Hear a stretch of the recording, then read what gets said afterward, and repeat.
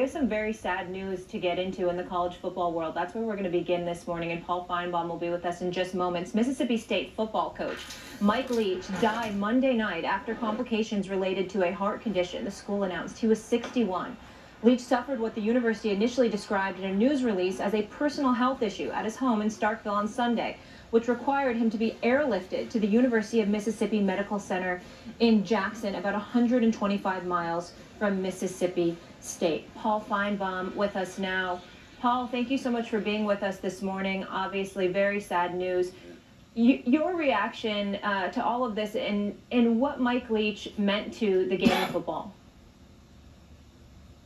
Molly, what he meant was that he was one of the most innovative coaches I think we have ever seen. He took Hal Mummy's air raid and perfected it to such a degree that you're seeing it literally everywhere in both college and pro football. You look around, Lincoln Riley has produced 3 of the last 6 Heisman winners. Cliff Kingsbury played for Mike Leach. He was a walk-on at Texas Tech.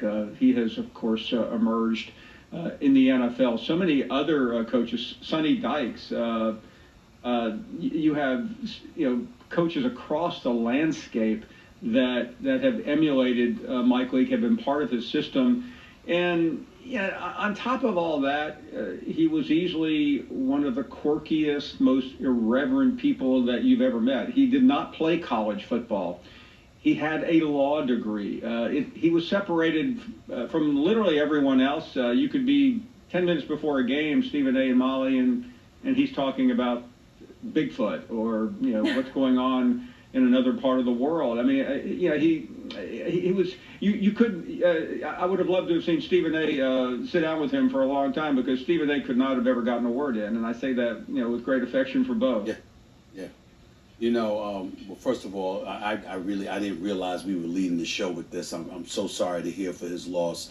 Devastating my heart, and condolences goes out to him and his family, obviously, for his loss. I would like to say this. You think about air raid, you think about Mike Leach, you think about how innovative offensively that he was. And he was one of those guys that you found yourself wishing would win, wishing would be in the national championship picture from a media perspective, just because you never knew what he was going to say. Mm-hmm. You never knew what subjects he was going to tackle. You never knew what he wanted to broach. He didn't run from talking about anything. He always had something to say.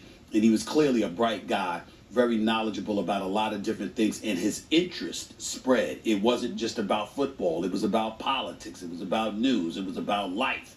And he always had something to say. I was always interested in hearing what he had to say. I never had the pleasure of meeting him ever, but obviously I'm familiar with his era at Texas Tech, and obviously Washington State before Mississippi. And then you just look at it from that perspective, Mississippi State rather. And you heard what happened, and I said, my goodness, it's such a shame to be at practice on Saturday and then to have that happen. Life is it just reminds you how short life is. So short and so precious. Paul, talk a little bit about the coaching tree, because that legacy is going to last forever. Yeah, I think it started at Kentucky with Hal Mumme, who was an innovator, and Mike Leach worked for him. The first great quarterback they produced was Tim Couch, as you guys may remember, was the first pick taken in the late 90s. And then it led on. I think Josh Heupel today is what we talked about him countless times here this year, producing a near playoff team at Tennessee. Sonny Dykes has a team in the playoffs. Now, Sonny Dykes was the son of Spike Dykes, who Coach Leach followed at Texas Tech.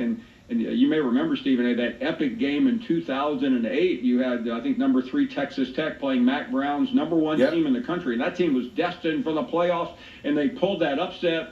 I think it was Michael Crabtree scoring, catching a pass with 3 seconds to go, and Texas Tech ended up number 1 in the country for a brief period of time. He left there in a major controversy, and he went to Washington State. But he producing coaches like Lincoln Riley. He worked with Bob Stoops at Oklahoma, and I think that's really what he's going to be remembered for. And Kingsbury is one of his more recent products, and I think that we will talk constantly today and play clips of as his irreverency, but he was a genius. I mean, he was a mad genius, but he was a genius nevertheless. And I think ultimately, years from now, many years from now, his practices will continue to be studied long after we quit talking about this year. And by the way, it was just 3 weeks ago in his final game now, tragically to have to think about, that he upset Lane Kiffin in the Egg Bowl at Ole Miss on that Thanksgiving night, in easily his biggest win at Mississippi State during his 3 years there. Paul, I know you touched on this a little bit, but I'm just curious, when we talk about the coaching tree, we talk about the innovation, you talk about the personality.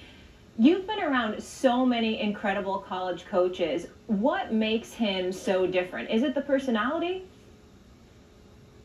Molly, it is, and I spent a number of days with him years ago. He was out of coaching, and he ended up getting a job for Sirius XM Radio, Molly and Stephen A. Mm-hmm. And he would do his show from his back porch, facing the ocean in Key West, and that's when I think we all, we knew about some of this irreverency, but this was on a daily basis.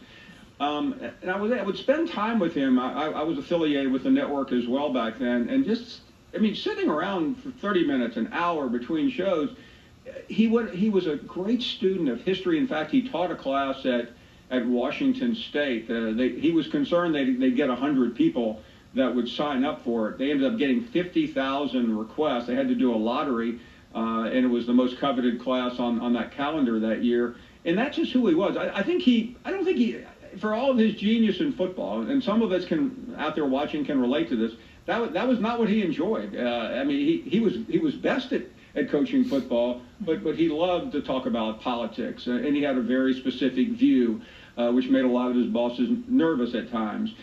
He loved to talk about irreverent things. You just never.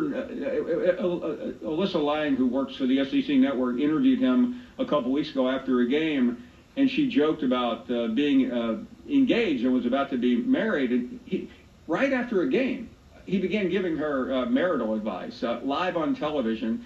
And that's what made the public gather around him and embrace him so much. But I think often we forgot what a great coach he was. He never really was at the major programs of Washington State, Texas Tech, Mississippi State. He never had the best players, but he developed players, and his system beat a lot of the better coaches. Paul, and that's my question to you. Is there, could you crystallize for us what jobs out there he didn't get that he should have had because of what he brought to the table as a college coach? There's a great story here, Stephen A. A couple of years ago, Tennessee made a change, and they replaced Butch Jones, and the athletic director went out and secretly met with Mike Leach and offered him the job. Coach Leach told me the story later.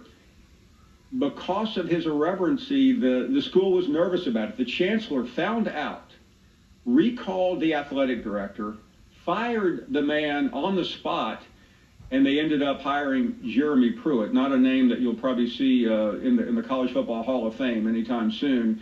And think about Mike Leach at Tennessee. Well, it's easy to think about Mike Leach at Tennessee because Josh Heupel, one of his disciples, has taken Tennessee in 2 years to within a whisker of the college football playoff. If he had ever had the complements of talent at Tennessee or Alabama or schools like that, he would have won national championships.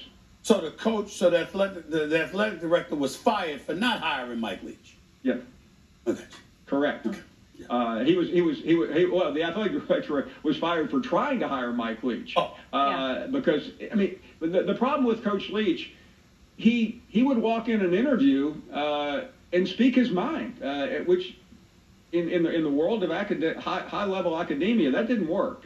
He was just too smart for the people that he would end up working for. So Tennessee ended up with a guy who instead of him, they hired Jeremy Pruitt, and ultimately the program is now it's winning, but it was also under investigation, and Pruitt went down in absolute flames. So these things.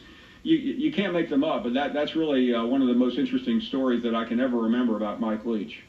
Paul, before we let you go, I just want to say I'm sorry for your loss, and thank you so much for being with us this morning. The intimate stories and details, really special context that we couldn't get from anyone else other than you, the great Paul Feinbaum. Thank you so much. And our thoughts and prayers go out to Mike Leach's family as well, as he passed at the age of 61. Far too young.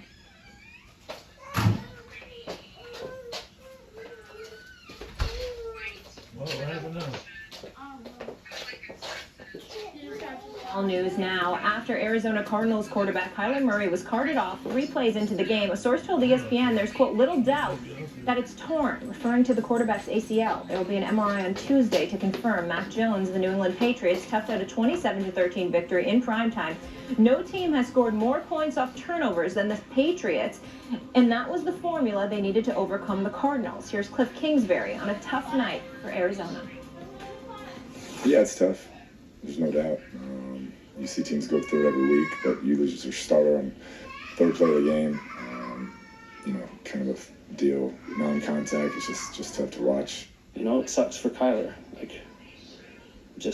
We've been together for 2 years. We work together every day. I don't ever want to see anything like that happen. I know how much he cares about the game. I know how hard he works. It's just unfortunate, and I think I'll be able to put my arm around him through this because I've dealt with many in my career. Keyshawn Johnson with us now. Good morning, Key. And obviously devastating news when you're looking at where we are in the season, Stephen A., and I'm no doctor. You're looking at the rest of the season and maybe a good deal of next season. What do you make of this injury? Well, it's devastating for him. My heart goes out to him. Hope he's okay. Wishing him nothing but a speedy recovery. I'm worried about him from the standpoint that he's going to have to go all in on his rehab because he's a miniature quarterback. And as a result, one who relies heavily on his legs. Not that he can't throw the football effectively, because he most certainly can, but the dynamism that comes associated with him, how dynamic he is predicated on his ability to move. He can run so well. He's so special in that regard. And so this is devastating for him, and we wish him nothing but a full recovery. Having said that, Key, I will tell you this. The first thing I thought about, outside of wishing him nothing but the best in terms of a speedy recovery, was, yo, Lamar Jackson, you sure that you need to be out on that football field? You sure? Because let me tell you something, this man is trying to get his bag. And, just like that, the injury can hit you. Yeah. This is football. And that's a non-contact injury. You was just running and your knee gave out. That's how quick it can all go away. Yeah. So I wish him nothing but the best, speedy recovery. As far as the team goes, Arizona, well, your season was over in my mind anyway. Rest, heal,